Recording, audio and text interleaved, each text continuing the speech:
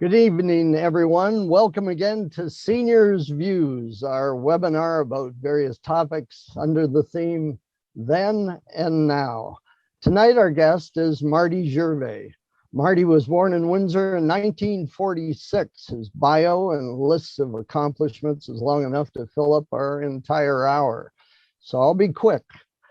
He's known as an award-winning poet, photographer, author, and journalist. He worked several years at the Windsor Star as a reporter and columnist, and that's about the only thing he's retired from. He was nominated in 2011 to be the City of Windsor's first poet laureate. He's authored more than 24 books, including poetry, plays, history, and a novel.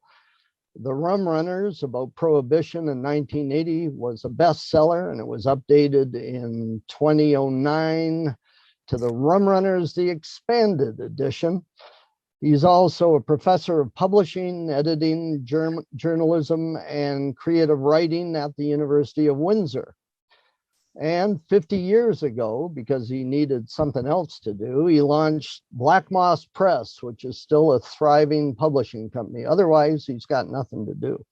So it's my honor to welcome Marty Gervais. Marty, thanks for being here tonight. Oh, my pleasure. My pleasure. Nice to see you. Good to see you too. It's been a long time. We used to work on the street together back in the 70s, if you can believe that. But hey, time moves on. Before we get into the business of publishing, tell us a bit about your personal history. How did your family end up in Essex County? It's a story in itself, as I've heard. Well, my mother was from Pointe au Roche or Stony Point, and my father was from Cobalt, Ontario, and he came down. My father came down here in 1926, and he was 16 years old. Got a job at the Canadian Motor Lamp on Seminole Street.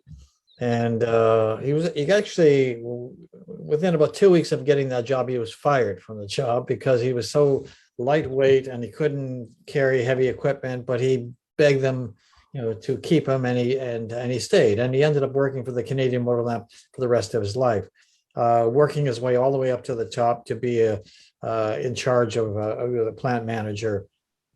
And he met my mom, who was from Stony Point. She was a housekeeper in Windsor, and he proposed to her, saw her and proposed to her, and he promised to, she kept turning him down, and finally he said, "Look, I'll buy you a new dress every day."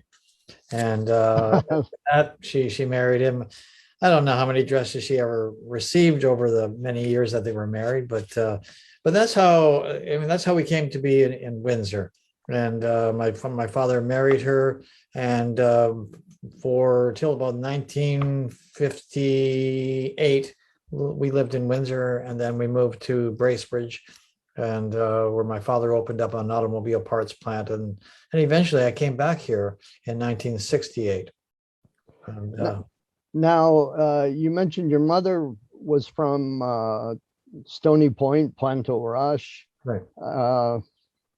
She had a pretty colorful childhood, did she not? Yes, and I've written about it. The story, my mother used to tell so many wonderful stories about living on the farm in Stony Point. And the one story that we gravitate to is the story about when she was only, I don't know, maybe a month or so old, maybe a month and a half old. And my grandmother, or her mother, put her in a buggy outside of the farmhouse in the sunlight, and it was one of those days that it was just starting to get maybe a little bit cool, but she covered her up in a blanket, and then my grandmother went to do some gardening nearby, within sight of the buggy, and when she was done the gardening, she went back because the baby had been very, very quiet. She went back and she pulled back the blankets, and the baby was gone. And my grandmother went all over the farm. Obviously it was a baby. It couldn't crawl out of this buggy. It was too young to do that. And she had no idea where my mother was. There was no one else around. and she ran all over the place. She ran to the well, she went to the hen house, she went to the barn. She couldn't find my mother at all. And then she discovered that the traveling caravan, of people had gone by, and they had parked their caravan and their wagons in the corner of a nearby farm, almost about a half a mile away. And my grandmother found these people, and they had the baby, and they said, "Be happy to give you the baby back, but you need to give us some eggs. You need to give us, some meat, a chicken, and we need some milk." And they kept bartering until my grandmother had gone, gathered up all of this and brought it, to these people, and they finally gave my mother back. And Wow. that marked the first couple of months of her life on Earth. It was Wow. but my mother was one of those people that had these wonderful stories. She tells the story of would be my great German grandmother. And my mother swears by this story. And the story is that my German grandmother was Lutheran, and she married into a Roman Catholic family. And she converted to Catholicism. And she said at the end of her life, she said, "I don't know whether I'm worthy of going to heaven. And if I need your prayers, I will return to ask for those prayers." And she returned in the form of a poltergeist. And my mother said that they would kneel on the floor of the farmhouse and would see pots and pans and teacups and whatnot flying about in the air, and cupboard doors slamming. And this went on for months. And they would be praying the rosary. And Wow. now, I have no idea whether my mother just made all of that up. I don't really care. It's a wonderful story, a very colorful story. And I've known that story since I was very, very little. And, I could see the roots for these stories in my mother's imagination. The roots were because my mother read the French short story writer and author Guy de Maupassant. And Guy de Maupassant writes about le loup-garou, which is the werewolf. And so you can see where my mother would have borrowed, these crazy, nefarious stories. And but it certainly fired up my imagination. Is that how you got interested in writing, from your mother being a storyteller?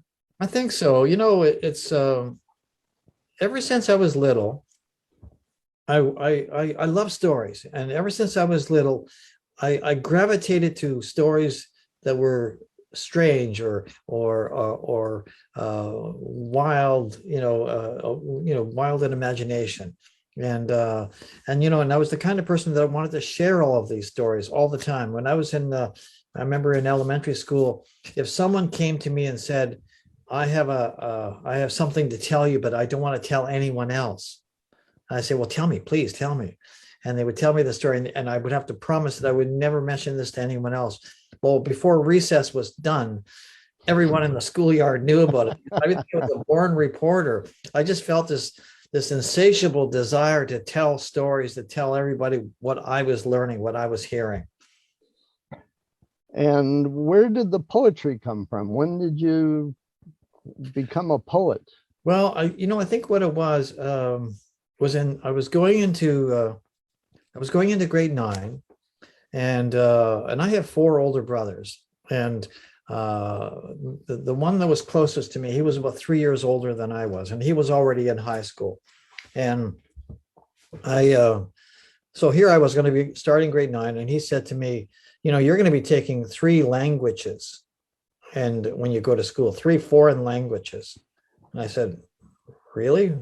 What foreign languages? And he said, well, you're going to be taking French, you're going to be taking Latin, and you're going to be taking Shakespeare. And I thought, what the hell is Shakespeare? I mean, I kind of knew what Latin was. I was an altar boy in the church, right? And French, of course, from our family. But what is Shakespeare? And he says, well, I'm not going to tell you. You will find out. And I was thinking I was going into grade 9. I was going to fail. because I had no idea I never heard of a country even, where Shakespeare would be used. And when I got to grade 9, I had a wonderful grade 9 English teacher, and she introduced us to Shakespeare, and she introduced us to the Dark Lady Sonnets by William Shakespeare. And we took Twelfth Night, and I fell in love with the language. I fell in love with the way in which Shakespeare was portraying, the Elizabethan age, and I just loved the language, and I loved the storytelling, and I think it was there. And there was a book called The Realms of Gold, which was a textbook of poetry, and I still have that book to this day. And it was and in that book was a collection of poems from different ages in English literature, and there was some Canadian work in there as well. And I just fell in love with the poetry, and I think there was the beginnings of understanding what poetry could do. And again, it was just falling in love with language is what it was all about. So that leads us to, now I knew you mostly as a reporter and a columnist, but all the time, even before I met you back in the 70s, you had already started Black Moss Press. Yes, I had. Yep. And that was 50 years ago. 50 years ago. So how did you get started with Black Moss Press? Well, what it was that when I was in Toronto, I was living in Toronto. I lived there for a number of years, and I knew a number of young writers. And we used to gather together at the Parliament Street Library in Toronto, and we gather on a Saturday afternoon. They let us have a room upstairs in that building, and I mean, I just ventured there one day, and I it wasn't like joining the group. I just happened to sit in on it, and I met several writers who were all just starting out, and they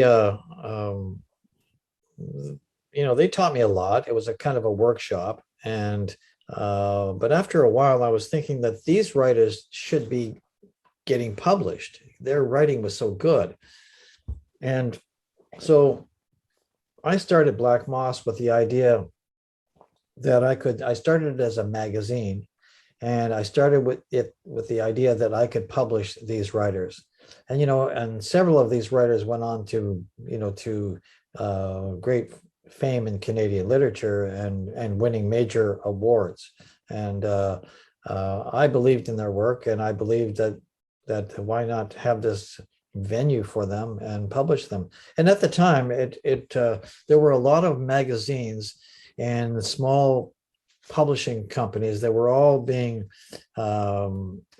they were using a format of a mimeograph format, and that's what this was. I mean, I started out by using a friend of mine was teaching at a high school, and they were running off the material for me. And then eventually I bought myself a mimeograph machine, and I started doing that, and my hands would end up being black with all the ink on them. And then I did that partly because I could, if I had the machine, I could do as many copies of this as I liked, and also I could do as many volumes as I wanted. So so I started collecting writing from all across the country and from the United States. I even had some from Charles Bukowski. How he found our address, I have no idea, but he sent me some work and we published it. And that's how it all began with that. Back in those days, how difficult was it to get a book of poems or fiction published? Yeah, it was difficult. I mean, you could either do it yourself, which people are doing that today. But back then, if you were to do it yourself and do it properly, it cost an awful lot of money. To do it today with digital printing is so much cheaper. But back then, if you wanted to do it yourself and you didn't want to spend a lot of money, then you did it with a mimeograph machine. And then eventually, mimeograph gave way to photocopying, and then people would make these hand bound books and that kind of thing. But it was difficult. But there were lots of little magazines, sprouting up all over the country. There were magazines in Vancouver. There were magazines in lots of magazines in Toronto and Kingston and Halifax. I know that at Dalhousie University there was a press. I think it was called Fiddlehead Press, and they published a number of. They published a magazine called Fiddlehead, and then from there, Fred Cogswell started publishing Fiddlehead books, and they were all mimeograph books.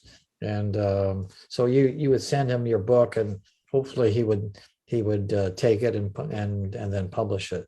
So it was difficult. There were venues across Canada. There was like Tamarack Magazine.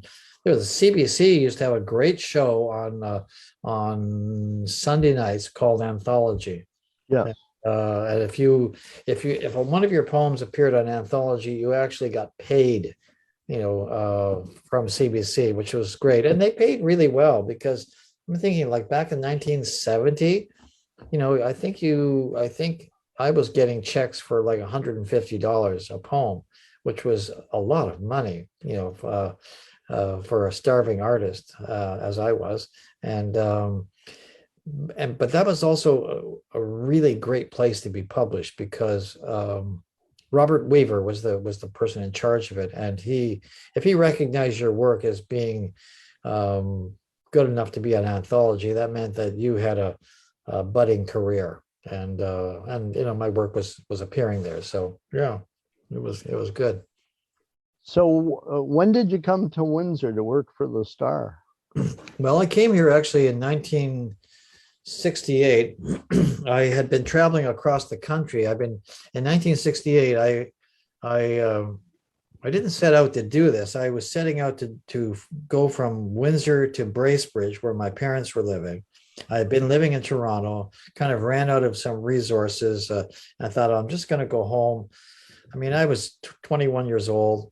I just wanted to go home and have a good meal, a shower, and I ended up putting out my thumb on the highway outside of Toronto, and I jumped into a car. The fellow in the car, he kind of leaned over the seat and said, "Where are you off to?" And I started to say Bracebridge, and he interrupted me and said, "I'm going to Regina." And I thought, yeah, why not? Oh, I'm going to Regina. I had no idea. I really had no money, had no job at that point. And I went all the way to Regina. And then from Regina, I hitchhiked all the way to Vancouver. And I came back to Toronto, jumped in a car with a friend, and we drove all the way out to the East Coast. And then we came back. He dropped me off in Quebec City, and I hitchhiked from Quebec City back to Toronto, back to Bracebridge finally. Yeah. And my brother picked me up and drove me to Windsor. And so the very first time that I got a job at the Windsor Star, I was working there twice. I got a job in 1968 in Windsor, worked there briefly, and went off to do other things, and eventually came back into journalism. My career in journalism actually started when I was 18 years old. I was in Really? Yeah, it wasn't my intention. My life has been one of being in the right place at the right time.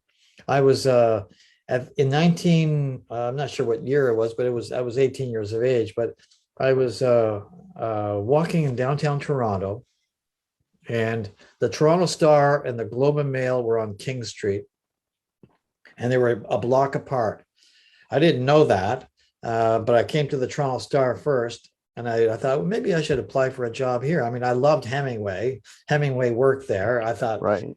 I had gone to Toronto with the idea of writing a novel. I figured with my life experience up to the age of 18, I had so much to say. I didn't have anything to say, but you don't know that then. I know. And so I walked into the Toronto Star, and of course, they told me right away there is no job. And I had no background in journalism, and I really didn't even know what kinds of jobs there would be. So I left the Toronto Star that day, and I walked down to the end of the street, not having any idea where I was going. And I saw the Globe and Mail, and I thought, gee, maybe I'll go in there. And I walked in, and someone said, "Oh, great! I'm glad you're here. Go upstairs to the newsroom. I'll show you where it is."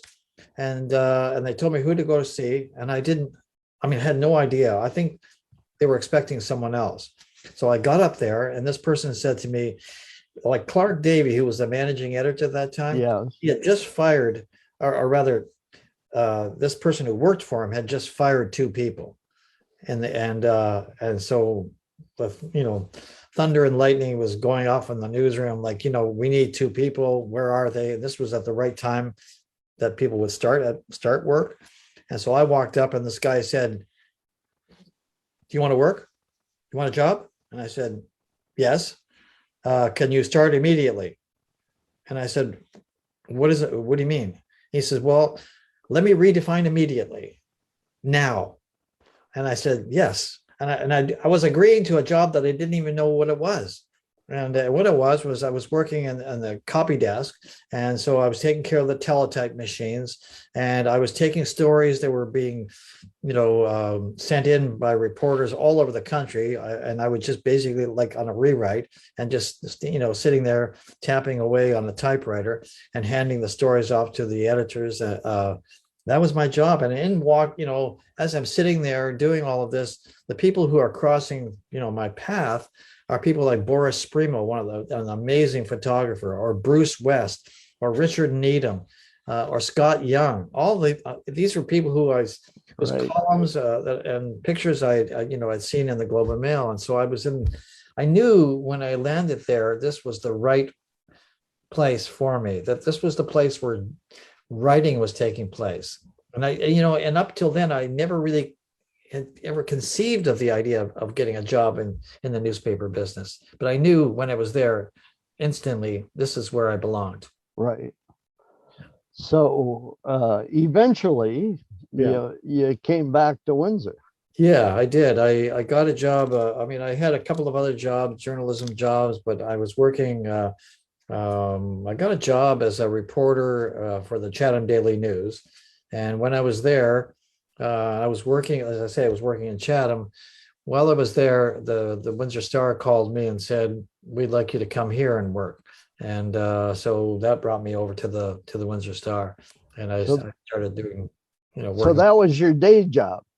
Yes. Because Black Moss is, I think Black Moss was your baby, right? Like, absolutely. You had to raise that for the past 50 years. So, like my dad was a drummer, and my mother made him get a real job, which was after touring with bands in the 30s, he ended up working in the engine plant on Drouillard Road at Ford. Yeah. But to him, he was always a drummer. You never called him an auto worker. He was always a drummer, and he played weekends and taught drums during the week and Sunday mornings at our duplex on Dougal. But so I know what you mean when it comes to your day job and what you see.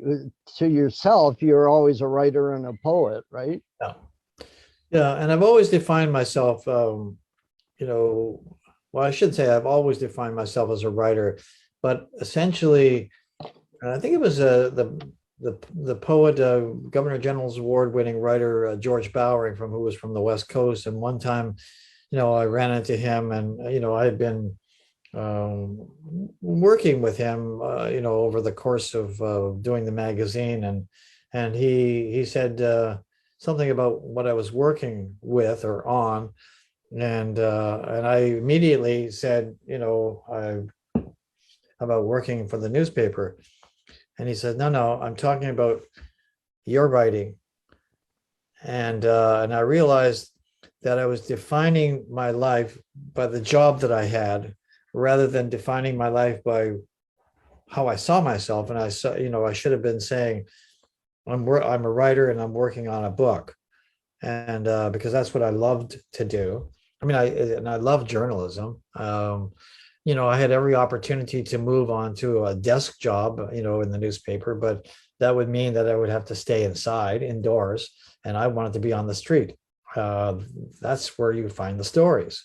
That's where you find, the colorful everyday events that make you want to get up and go to work. I loved hearing stories, and I didn't want to be sitting reading someone else's stories. I wanted to get out and hear the stories firsthand from the people I was meeting, and that's why and a lot of times my editors at the Star couldn't find me because I was always gone. And but I always came back with great stories, and sometimes better stories than the ones I was assigned to cover. And I would take any assignment that was given to me, and because I could always find a much better story than what the editor had dreamed up. Right.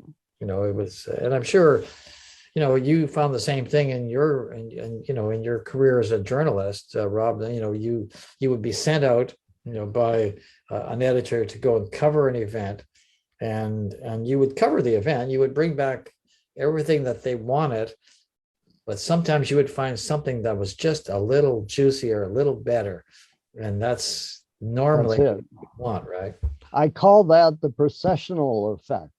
The processional effect in science is the bumblebee collects nectar from the flowers and at the same time fertilizes the flowers with his body. Mm-hmm. And I always used to tell young reporters when I became a supervisor at CBC that I'll send you to a really junky story. Like what I used to always get was the 100-year-old birthday. And I pray to God that person didn't die before the 6 o'clock news. I know. And it happened. It did happen. Yeah. But the processional effect is you would go to something that on the surface seems to be a nothing story. Yeah. But you talk to 10 people and they give you 10 more stories that were even better. Yeah. Oh, it would happen all the time. Yeah. It was so much fun to do that. Yeah. It's just one of those things that I don't think it happens as much today because reporters are so busy and stressed, mm-hmm. and they have such few resources and they have to come up with more stories. Yeah. And than they used to. Yeah, and you also need to know. There's, you mentioned like the someone who was 100 years old, and there's a story that I came across, and I had to make a decision about it. And what it was, I was asked to go and do a story on a couple that had been married for 70 years, and I thought, oh God, I don't want to do one of these anniversary stories, even though, 70 years is a long time and all of that, and congratulations. But when I got there, they told me the story, and the story was that they've been married for that length of time. The entire wedding party, was still alive. And the couple sitting there they had all their marbles. I mean, no one was suffering from, dementia or anything like that. So they had wonderful things to say about their wedding. And I listened to it and I wrote it all down. I mean, I didn't find it all that interesting, but it was a story. And, but this is where being a better listener is important. And I got up to leave. I put my coat on and I was just going to leave. And I got to the door and I turned around and I said, "Oh, excuse me. I this is dumb. I just need to know the exact date of when you were married. I know it was in September, but when, what was the date?" And she said to me, she was married in 1939. And she said, "Oh, it was September the 3rd. And I said, "September the 3rd? That's when Britain declared war and Canada declared war on Germany. Did you know that?" And she said, "Well, of course." And I said, "No, what I mean is when you were on your way to the church, like when you were married, did you know that?" And she said, "Well, I was on my way to the church at St. Anne's in Tecumseh, and I heard it on the radio." And I said, so I sat down. I still had my coat on. And I sat down and I said, "Well, what did you think when you heard this on the radio?" And she said, "Oh, And she pointed over to her husband and she says, he'll be dead. He'll be dead in a year. And I thought, oh my gosh. So here's this woman whose whole life full of promise and happiness and all of that. The day she's getting married, just before she gets to the church and walks down the aisle, she's looking at her husband when she gets there and she says, why am I doing this? He's going to be dead. And I said to him, I said, what were you thinking when you saw your bride walking down the aisle at St. Anne's? And he said, me and my buddies are going to join up. We're going to France. And I thought, holy mackerel. I mean, because at that time, young men wanted an adventure and wanted to go and fight. And, fortunately, he survived and came home and married and had children and, grandchildren and everything else. But now, mind you, that was the story. The story had nothing to do with 70 years of marriage or who was the best man or, none of that, or how many people showed up at the reception or where the reception was. None of that. I had all that information, but none of that went into the story. The story was, here's this woman, here's this man on the day that their future is ahead of them, and all they can see is he sees adventure and she sees being a widow. Wow. And that was an amazing story. Now, mind you, the family didn't like the story. No. Because they said, well, you didn't mention, the bridesmaid, and you didn't, they didn't see the bigger picture. I saw it as a really interesting story. So you never know. You go to something that you don't think is going to be all that interesting to you personally. I mean, certainly people would have read the story, and thought it would have been really nice to hear this old couple and looking back at their wedding date at St. Anne's in Tecumseh, right. And people would have read it and would have enjoyed it, but that's not the real story. The story, the future. Yeah. Yeah. Wow, that's a great story. Yeah. Out of all your, it's hard to ask a question like this, and I know you've got more than one favorite story from all your columns. In your one book, it said you talked to 70, used columns from 70 different interesting characters. Mm-hmm. For the column you did about the city. When was it? Was it every day, or was it once a week, twice a week? Oh, my column, My Town ran Monday, Wednesday, and Friday, 3 days a week. Yeah, I was so envious. That was my favorite column. I wanted your job, pal. I love the job. It's who sticks out from? I know over the years, like over your career, there's probably hundreds of people, but who sticks out in those profiles you did?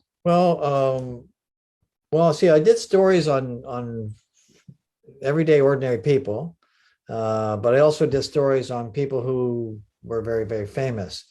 And over the course of time, I mean, I did a story, and again, it's a situation where I thought I was going to do a story that would be pretty ordinary, in some ways nice, but it would be the same story that all the newspapers and all the radio stations and everyone else would have. So it wouldn't be anything special.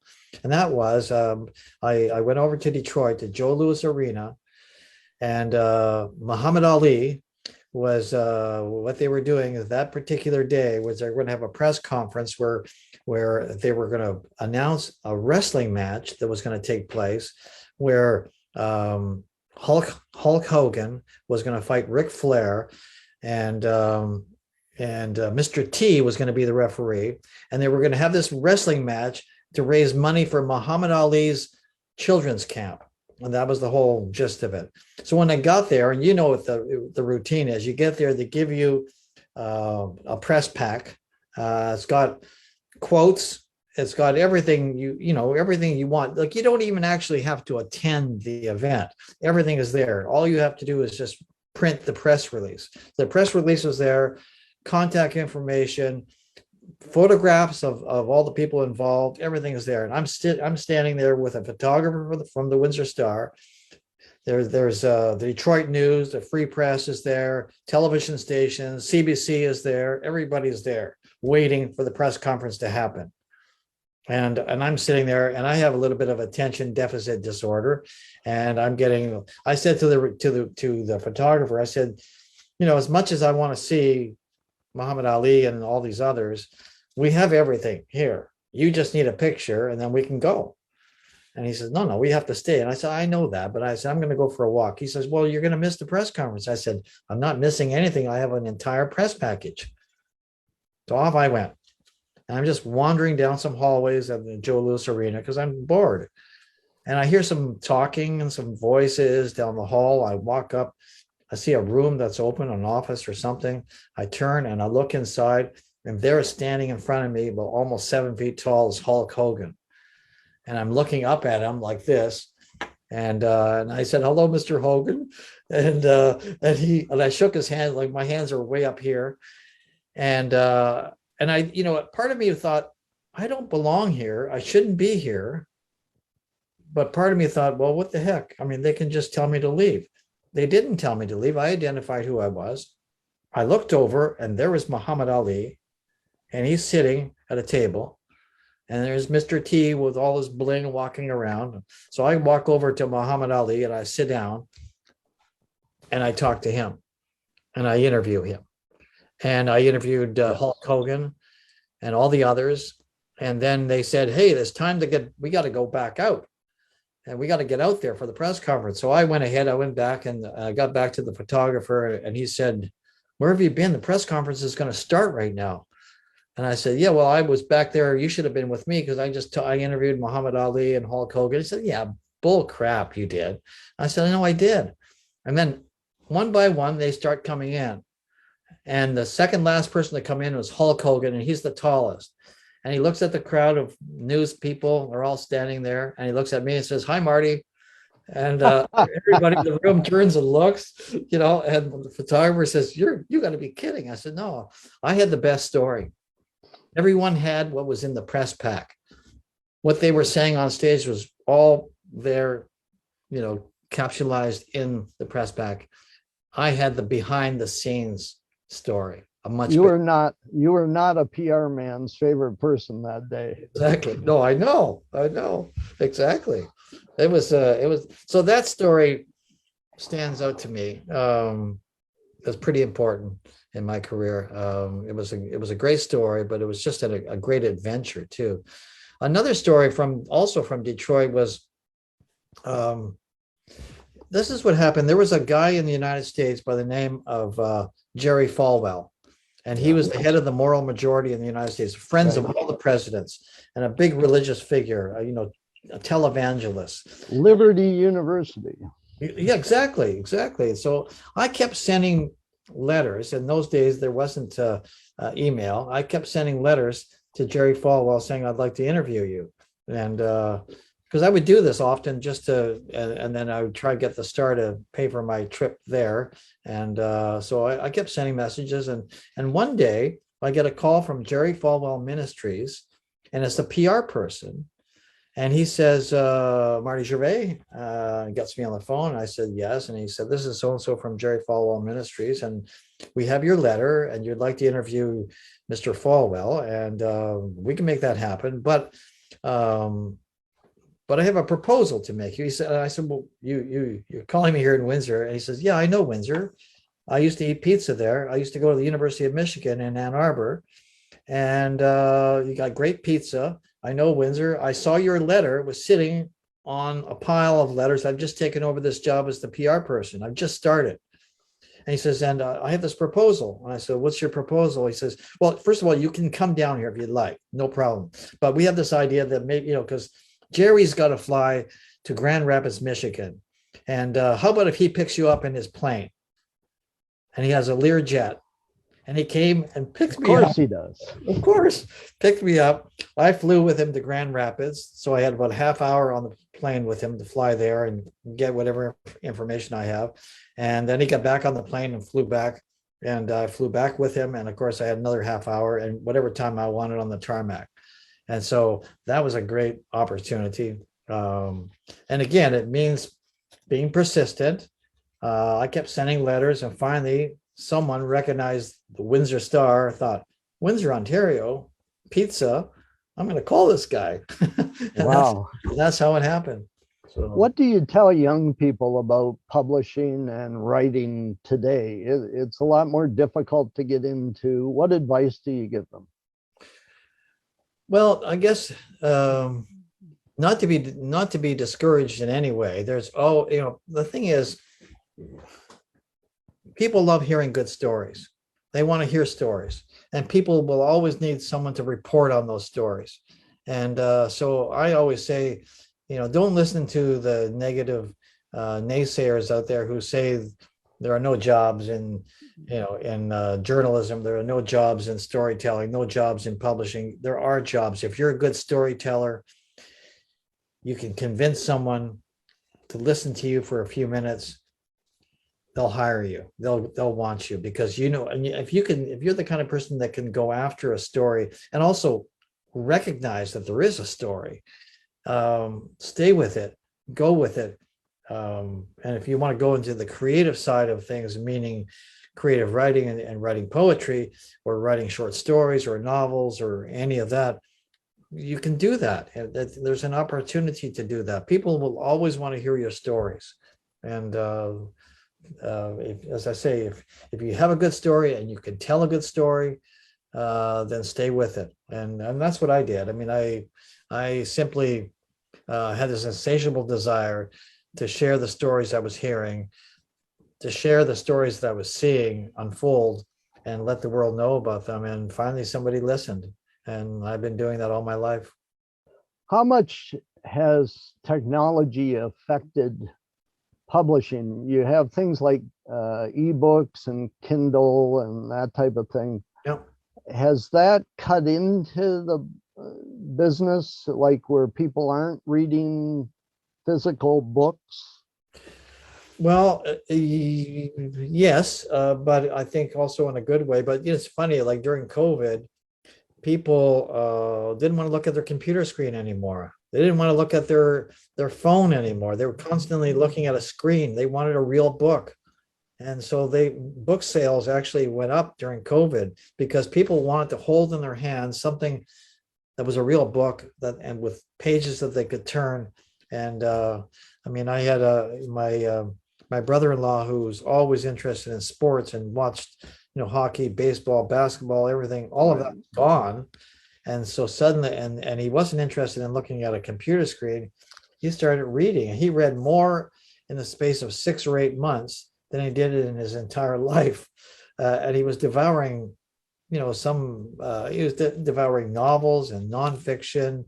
It wasn't like he was just reading about sports figures. He was reading mystery stories. He was reading memoirs. He was reading everything.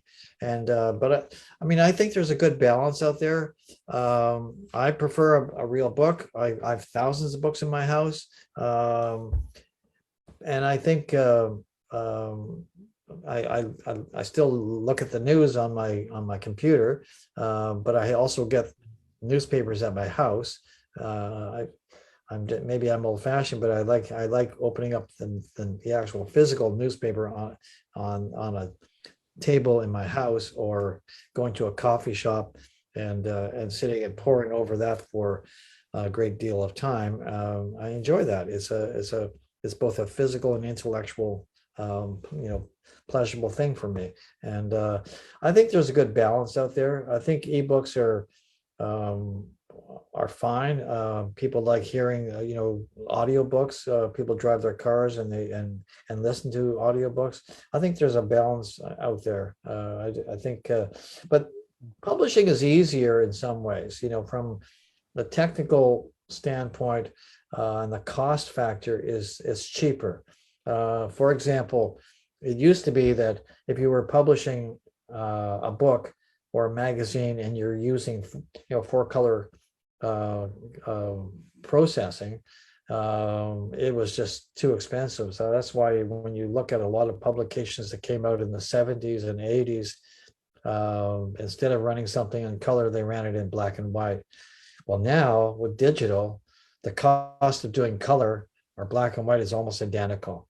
So it's possible, and it's really good quality. It wasn't always that way, but the technology has become so good.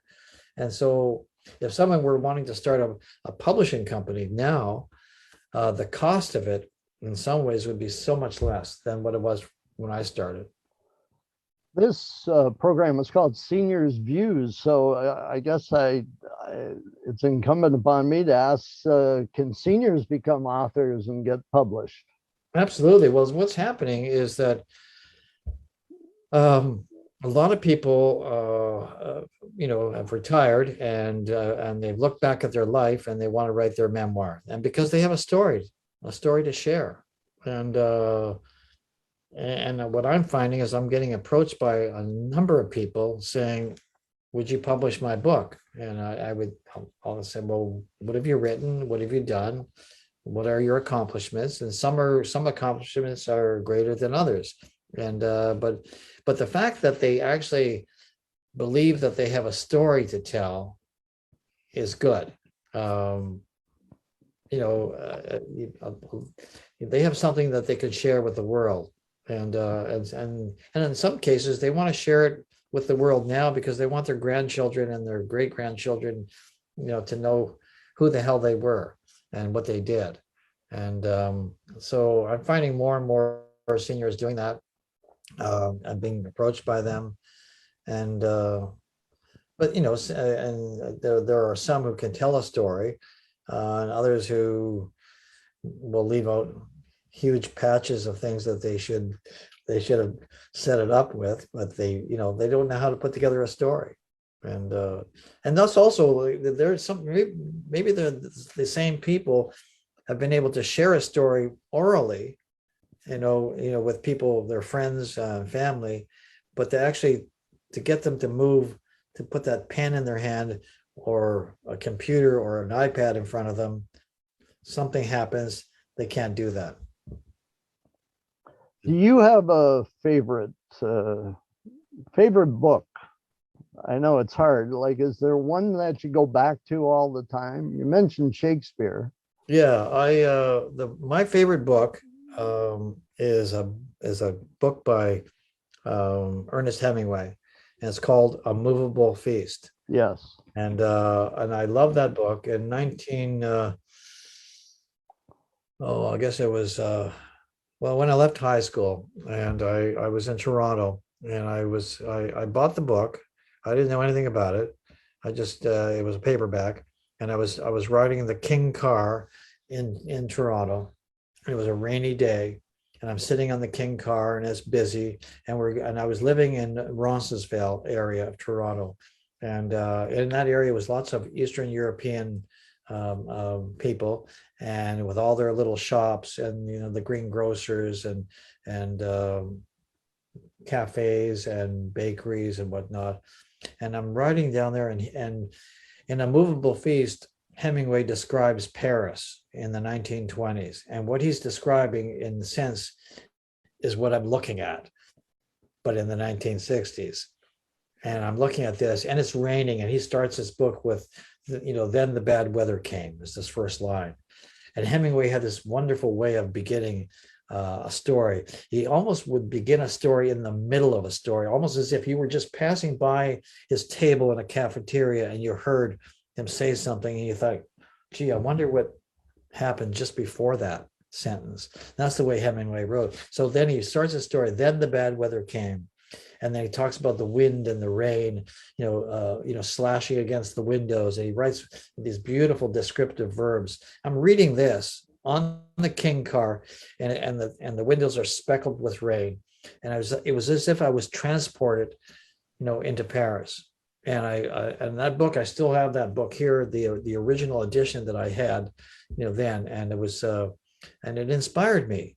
It inspired me, and I always dreamed of going to Paris, and also inspired me to read more of Hemingway. I mean, I had read Hemingway.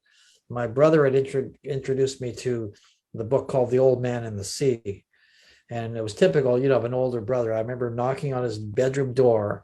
I was probably in grade 8, and I opened the door, and he says, "Get out of my room."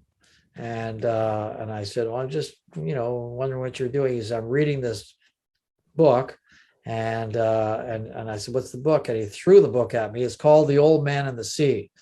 And I said, "What's it about?" He says, "It's about an old man, about the sea, and his eyes are blue, just like the sea. Now get out of my room." And I went down the hall to my own room, and I read the poem. The story of The Old Man and the Sea is like a poem, and unlike some of his other work, it's got long long run-on kind of sentences, and almost lyrical in the way it's written. And I was just inspired by that. And so when I picked up A Movable Feast in Toronto, I went to Toronto to become a writer. That's why I went there. When I was in high school, my friends would say, "Well, what are you going to be doing next year?" And some people would say, "Well, I'm going to become a lawyer. I'm going to be a nurse. I'm going to be a school teacher." And they asked me, "What are you going to do?" And I said, "I'm going to be a writer." And no one could figure out what that was, because you go to school to become a nurse, you go to school to become a teacher, you go to school to become a lawyer, but there was no school to become a writer. Right. They couldn't conceive of that. And I said, "Well, I'm not going to school. I'm just going to be a writer." And you knew Morley Callahan, who wrote That Summer in Paris about his time with Hemingway. Yeah. I for a year, when Morley Callahan was a writer in residence at the University of Windsor, that's where I met him, and I was doing my master's degree, and my master's degree was a creative project, which was a book I was working on, and I studied with Morley Callahan, and he was reading my poetry and critiquing it, and then I carried on after I left university and Callahan went back to Toronto. I continued to see Callahan off and on, and he talked to me about all sorts of things, but every time I would poke him and ask him and tell me about Hemingway, his old buddy, he just clammed up and wouldn't and say, "I don't want to talk about that. I don't want to talk about it." But he knew Hemingway. They worked together at the Toronto Star, and then as you say, that Summer in Paris was Callahan's memoir of his summer, living and working in Paris alongside of Hemingway, and going to see Gertrude Stein and Scott Fitzgerald and all of those people, and about the famous boxing match where Callahan knocked Hemingway on his ass. And he claims he did. How would we know? Well, he spoke at Kennedy Collegiate one time when he was in Windsor here, and I met him that way. But that's a great story. Oh yeah, it was a fun story. And you knew W.O. Mitchell as well, Who Has Seen the Wind. Yeah, I knew him. He actually lived with us for the semester, his first semester here. He was trying to find an apartment, and he ended up taking an extra bedroom in our house, and which was interesting because my kids were really young. And I had warned him. I said, "I've got little kids, and I don't think you want to be in a house with little kids." And he said, "I love kids." And he moved in, and he would sit at the table and do magic tricks, for the kids. He'd pull quarters from behind their ears, and cards would disappear, up his sleeve or somewhere, and they loved him. And he would tell them stories, and then, but they didn't know anything about him. And one day, my oldest son, who was really young at that time, he was only maybe like 6, and he said, Dad, Bill," called him Bill. "Bill's on TV." Bill Mitchell. Yeah. So I went to look at him on TV, and he said, my son says, "Dad, he's written some kind of book." And I said, "Well, that's what he does." He says, "Oh, I thought he was in the circus."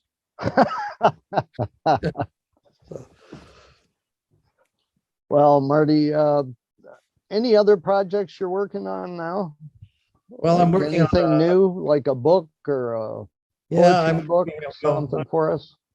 Yeah, a couple of things. One book that I'm working on is a book about my trip across Canada in 1968, but the other one is a book of photographs about Ojibwe Park and Black Oak. And I spent this entire pandemic going out for walks in Ojibwe Park and in Black Oak. And when I first was going there during the pandemic, at the beginning of the pandemic, no one was there. So I had the entire park to myself. Everything was closed and people were staying in their houses, and people weren't going to work. I went for walks and I photographed all the various seasons, from the beginning of the pandemic to the present.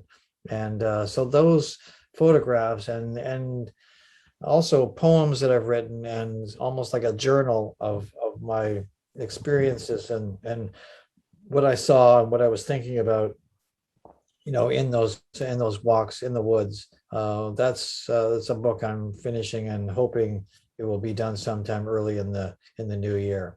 On Black Moss Press? No, well, it's being done in conjunction with the city, because as part of the Poet Laureate program, and that's that's what we're generating anyways, because part of the book will be, it'll also include some work by Marianne Mulhern, who's the present Poet Laureate for Windsor.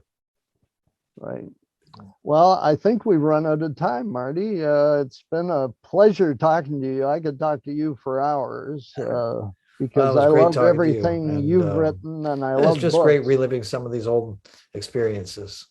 Yes. And next week, we're going to have your former colleague, Ted Shaw. Oh, he'll be talking about his life as a critic of TV. I certainly knew him as a critic when I was on television, and music critic. So, yeah. Well, but thanks for being with us tonight.